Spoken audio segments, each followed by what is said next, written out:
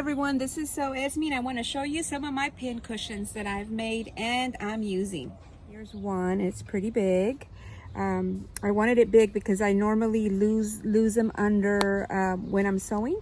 I will lose them under fabric that I'm cutting, or they just get tossed around. So here's one. This has got cotton top. I didn't serge the edge. I wanted it to fray because I wanted it to have that look, and I added the tassels and a different material in the bottom. My pin cushions have 4 layers, 2 on the top, 2 in the bottom, and the reason is because that the polyurethane will come through, and that's the only way to stop it from getting that hairy stuffing from coming out. So remember, just double, and lots of what I do is a lot of starching before I put it together, and I'll give you a clip of that.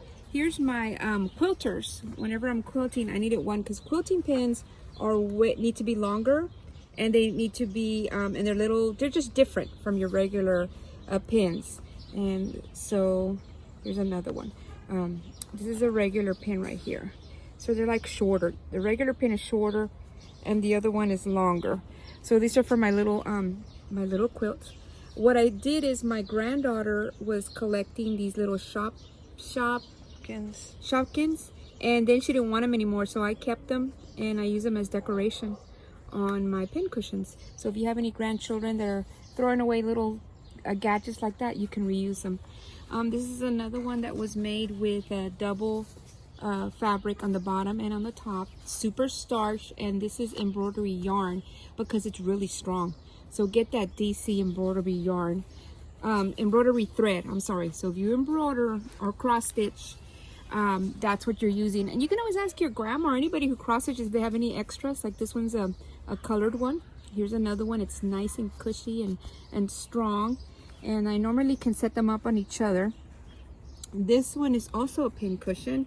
I quilted the strips together. I sewed the strips together. I motion quilt, so all that motion quilting is done by me, that you can see. And then these pins are for corsages. So what I did is, these are real, I just put them up here as decoration. This is basically a decoration, but it is, you can use it, so it is functional. You know, you can pin if you need to use it. But I don't. I just kind of like it. Just added little leftover fabrics and yarns and threads and ribbons, and at the bottom, this is a doorknob for drawers, and so it had a flat bottom, and I just tied it to it, and it sits up straight. So this is strong. It's made for use. And then I'm working on 3 more, because I'm also upcycling some leather that was being thrown away. And so this leather circles are what I'm going to do now, because the pins can go through, except mine are really thick, so they can't reach the bottom. So that's a key, guys. Make sure to stuff it and build it up so the needles don't get you at the back. But I wanted to use these at the sewing machine so I wouldn't scratch the sewing machine.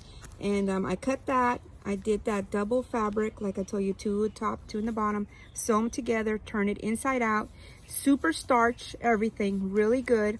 And now what I'm going to do is I'm going to stuff it, and then I'm going to run this thread like this. And that video I'm going to save for tomorrow. So I got this one, and use fun fabrics, man. Look at this money fabric. I had just a little bit left, so I'm gonna make a money cushion on that one. And then this one was a piece of somebody cross stitched. Look at that, they cross stitched that. I'm gonna stuff this one, and tomorrow I'll show you these being made, so you can follow along. But that's all I have for today, guys. I hope you all have fun creating and making all kinds of different pin cushions.